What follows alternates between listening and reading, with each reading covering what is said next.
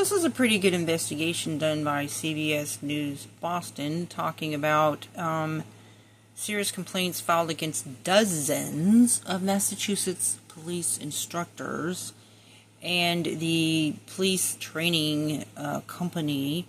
There's some serious issues. This guy right here, Turcotte, which there was a settlement settled that was against him for sexual harassment and discrimination. But the more serious problems is 46 instructors. These are people training the police across the state of Massachusetts with serious sustained complaints. 3 that hit NPTC certifications suspended. 1 did have it reinstated. There were falsifying timesheets, officers in alleged domestic violence, one of them who was arrested and then rearrested for violating a restraining order against the same victim. Off-duty assault and battery, illegal drug use, being intoxicated on the job, using police information system to conduct searches on 7 people unrelated to his police work.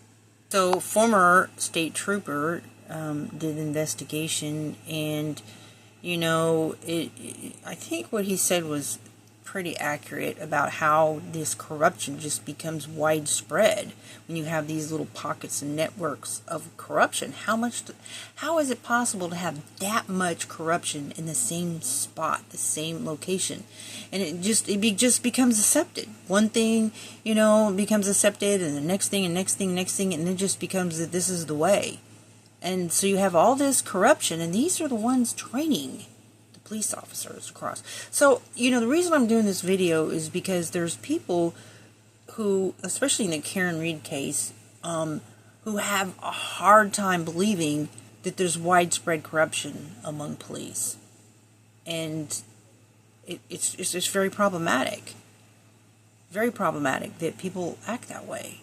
When you have cases like this, and investigations like this, are actually pretty common. Now I'm going to show you another corruption breakthrough, if you will. So in Clearwater, basically there was a police officer. Now there's only one, okay? But how is there only one person involved? If he was able to get by with what he did, and the amount that he, it was drug crimes. And so this officer has, several felony charges.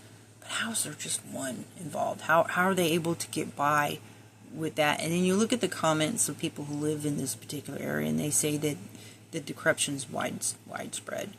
But it's just the point that these are types of cases that are across the country, right? This guy right here in uniform, he was suspended, and yet he's still being used for training videos. And he's not even a cop. Oh my goodness. Anyways, people need to pray for the leaders that corruption is dealt with. And I think that whenever you have something like crimes of falsifying any kind of reports, that officer is testified in a court of law. I think we need more watchdog groups that will go in and bust open those cases that they have testified on, because I'm most certain that as corruption rises in our country, it's like it's always been there. Corruption in government forces is the nature of the beast.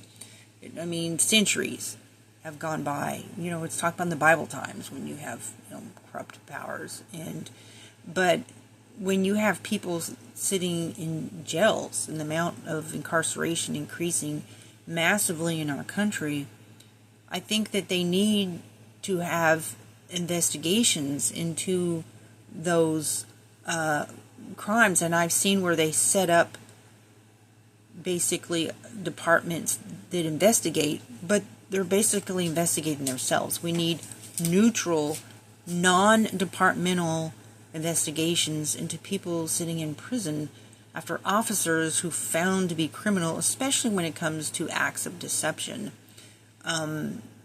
falsifying any kind of records, like in the most recent state trooper 71 counts filed in January by the feds, Massachusetts state troopers, for falsifying reports. I think anybody's trial or crime that they testified in should be reopened, to include those officers that are not named because their names are redacted in that particular case. I think we need more watchdog groups like that, willing to go in and investigate and open up those cases. Anyways, I hope you have a good one. Bye.